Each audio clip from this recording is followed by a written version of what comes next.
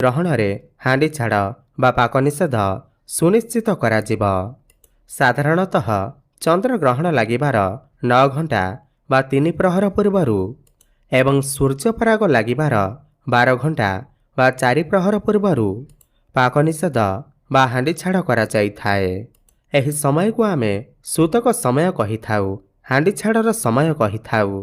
ଯେହେତୁ ଏହା ଚନ୍ଦ୍ରଗ୍ରହଣ ଲାଗିବା ପାଇଁ ଯାଉଅଛି, ତାହେଲେ 9 ଘଣ୍ଟା ପୂର୍ବରୁ ହାଣ୍ଡି ଛାଡ଼ ବା ପାକ ନିଷେଧ କରାଯିବ।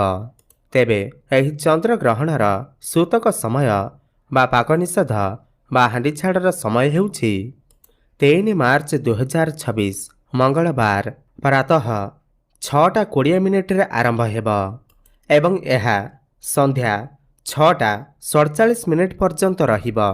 ମାନେ 3 ମାର୍ଚ୍ଚ 2026 ମଙ୍ଗଳବାର ଦିନ ପ୍ରାତଃ 6:20ରୁ ଆପଣ ପାକ ନିଷେଧ କରିବେ ଏବଂ ସେହିଦିନ ସନ୍ଧ୍ୟା 6:47 ପର୍ଯ୍ୟନ୍ତ ଆପଣ ପାକ ନିଷେଧ କରିବେ।